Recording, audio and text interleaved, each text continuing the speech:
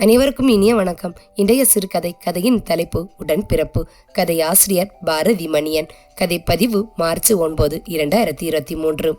பார்வதிக்கு திருமணம் நடந்து அனைத்து சடங்கு சம்பிரதாயங்கள் எல்லாம் முடிந்து அன்று தன் கணவனோடு சேர்ந்து புகுந்த வீட்டிற்கு கிளம்புகிறாள். தன் தங்கையின் இந்த பிரிவு மனதில் பெரும் பாரமாகி அழுத்த உள்ளுக்குள் இருக்கும் வருத்தத்தை வெளிக்காட்டாது சிவந்த கண்களுடன் மௌனமாக நின்றிருந்தான் ராகவ்.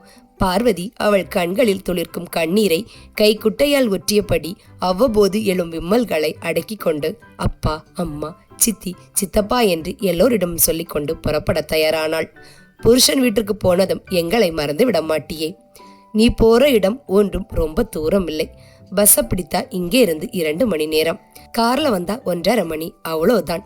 டக்குன்னு வந்து நிப்போம். அழாத, சந்தோஷமா போயிட்டு வா. எப்பவும் நீயும் மாப்பிள்ளையும் ஒத்துமையா சந்தோஷமா இருக்கணும். அடிக்கடி போன் பண்ணி பேசுமா. சுட்டித்தனத்தை எல்லாம் மூட்டை கட்டி வைத்து பொறுப்பா இருக்கணும். புத்திமதிகளும் கேலியும் கிண்டலும் அங்கே தவழ்ந்தது. அவள் கடைசியாக அண்ணனிடம் வந்து நின்றாள். அண்ணன் ராகவுக்கும் பார்வதிக்கும் 7 வயது வித்தியாசம். அவள் அப்பா செல்லம், சரியான குறும்பு, சுட்டித்தனம் அதிகம். அவள் செய்த தவறுக்கு நிறைய நேரங்களில் அண்ணன் தான் மாட்டிக்கொள்வான். அவதான் சின்ன குழந்தை, உனக்கு எங்க போச்சு அறிவு? சும்மா அவளையே குறை சொல்லாத. அவ பாவம், சின்ன பிள்ளை. பார்வதி பள்ளிக்கூடம் போனது முதல் காலேஜ் போய் இன்று கல்யாணம் வரைக்கும் வீட்டில் எல்லோருக்கும் குழந்தையாகவே கவனிக்கப்பட்டாள். ராகவுக்கோ அவள் பிறந்த பிறகு இன்று வரைக்கும் இன்னும் பொறுப்பா இருக்கணும், பத்தாது என்ற அறிவுரை, திட்டு மட்டுமே கிடைக்கும். அவனுக்கும் பார்வதியை பொறுத்தவரை அவளோடு சிறிய வயதில் சண்டை போடுவதும் அப்பா அம்மா சொல்வதற்காக விட்டு கொடுத்து போவதும் வெறுப்பாக கோபமாக வரும். அவன் சற்று பெரியவன் ஆனதும் அவளை மிகவும் பாசமாக பார்த்து கொண்டான். இருந்தாலும் அவள் ஏதாவது சுட்டித்தனம் பண்ணி அவனை மாட்டிவிட்டு திட்டு வாங்கி வைத்து விட்டு சிரிப்பாள். அப்போதெல்லாம் அவனுக்கு அந்த முதல் நிகழ்வு அவனுக்கு 8 வயது இருக்கும் போது நடந்தது நினைவு வரும். ஒரு நாள் அவன் அம்மா வந்து அவனிடம், பாப்பா தூங்குறா, நானும் அப்பாவும் பக்கத்துல கடை வரைக்கும் போயிட்டு வந்துடும். நீ அவளை தனியா விட்டு எங்கவும் போயிடாத, பக்கத்துல இருந்து பார்த்துக்கோ, எழுப்பி விடாத என்று பலத்த அறிவுரை மற்றும் கண்டிப்போடு பேசிவிட்டு போனார்கள்.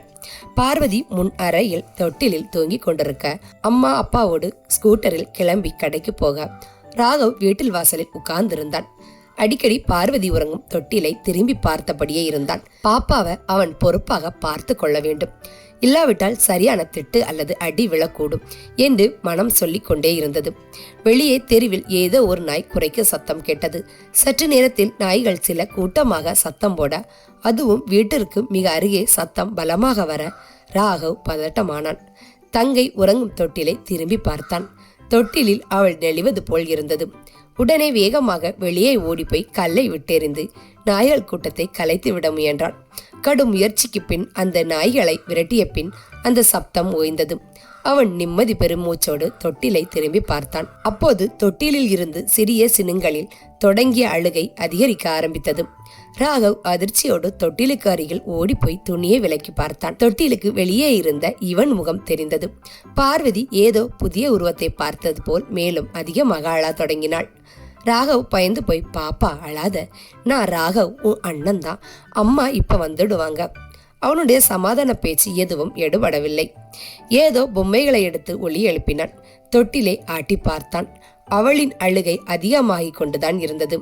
ராகவுக்கு முதலில் அப்பா அம்மா வரும்போது பாப்பா அழுது கொண்டிருந்தால் வரக்கூடிய விளைவுகளும் அவர்களின் கோபமான முகங்களும் விழப்போகும் அடி உதைகளும் தான் நினைவுக்கு வந்து பயம் முறுத்தியது.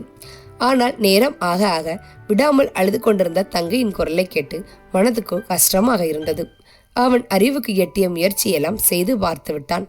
அம்மா கொடுத்து விட்டு போன பால் பாட்டிலை எடுத்து அவள் வாயில் வைத்தாலும் அதையும் தட்டி விட்டு அழுது கொண்டே இருந்தாள். இப்போது அவனுக்கு அழுகை வர ஆரம்பித்தது.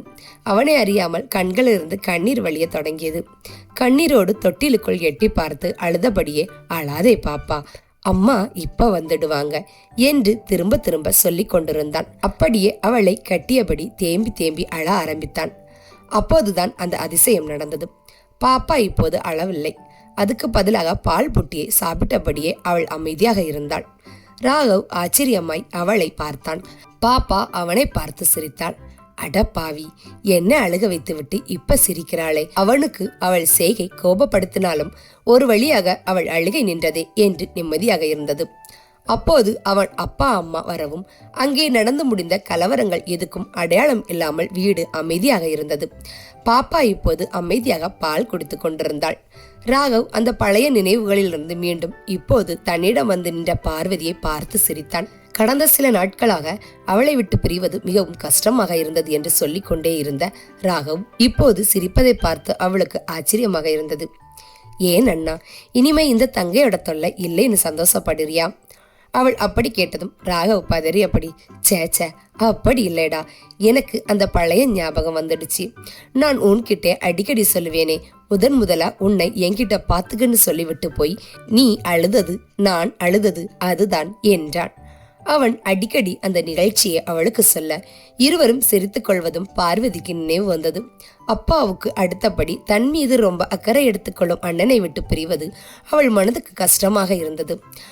அவன் கையை பிடித்து கொண்டு குலுங்கி அழ, அவள் அழுவதைக் கண்டு அவனும் அழ அங்கிருந்த எல்லோரும் கண் கலங்கினார்கள்.